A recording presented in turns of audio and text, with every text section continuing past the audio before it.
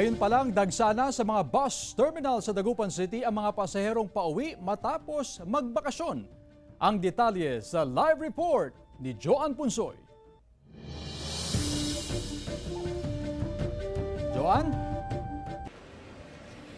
Chris, dito naman sa ating kinatatayuan sa isang bus terminal dito sa Dagupan City, naobserbahan natin na mas marami nga itong ating mga kababayan na piniling mas maaga ng bumiyahe para mas maaga ring makabalik sa kanilang matirahan para nga sa kanilang trabaho at eskwela bukas.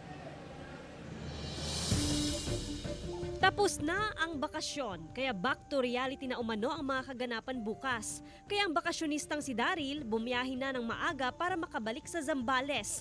Sa Pangasinan niya ginugol ang long holiday. Yes po, balik trabaho at kayod po ulit. Yes ma'am, back to reality. Inihatid na rin ni Larry ang kanyang dalawang anak pabalik sa Mabini, Pangasinan. Sa La Union naman sila nagbakasyon. May pasok sa Lunes na ma'am, para makauwi ng maaga ma'am. Para madaling sumakay doon sa bus ma'am, marami kasing pasaheros. Inasahan na umano ng mga bus company sa Dagupan City ang dagsa ng mga magsisibalikan sa kanilang trabaho at eskwela ngayong araw. Mas mabilis na rin ang trip interval na nasa 15 to 20 minutes. Umaalis na ang bus puno man o hindi. Dito pa lang po, automatic napupuno na kagad. Yung pong mga biyahe namin napupuno dito, yung mga biyahe naming Sambales, Baguio, ganon. Pero yung NCR naman namin, halos hindi po masyado napupuno dito sa terminal. Pero paglabas mo dyan sa daan, sigurado kung marami na po siyang mapipick up dyan. Sapat naman daw ang bilang ng bus sa mga terminal kaya maihahatid lahat ang mga pasahero. Bukod sa mga regular na bilang ng bus, epektibo pa rin ang special permits sa mga karagdagang bus na bumabiyahe sa probinsya at Maynila. Inaasahan pa raw ang dagsa ng mga pasahero hanggang sa weekend. Sa pakikipanayam naman natin sa mga pamunuan dito sa bus terminal at maging sa mga pasahero nga, mas marami talaga itong mga pasahero na piniling bumiyahe na ngayong araw.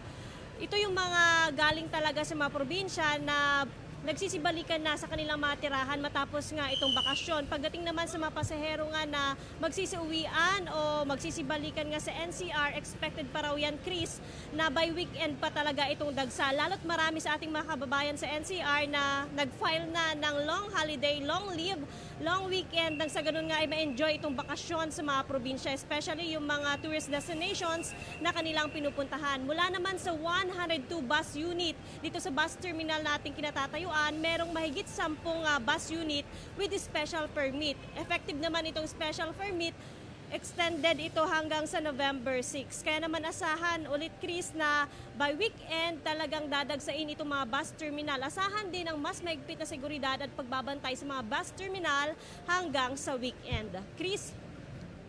Maraming salamat, Joan Punsoy.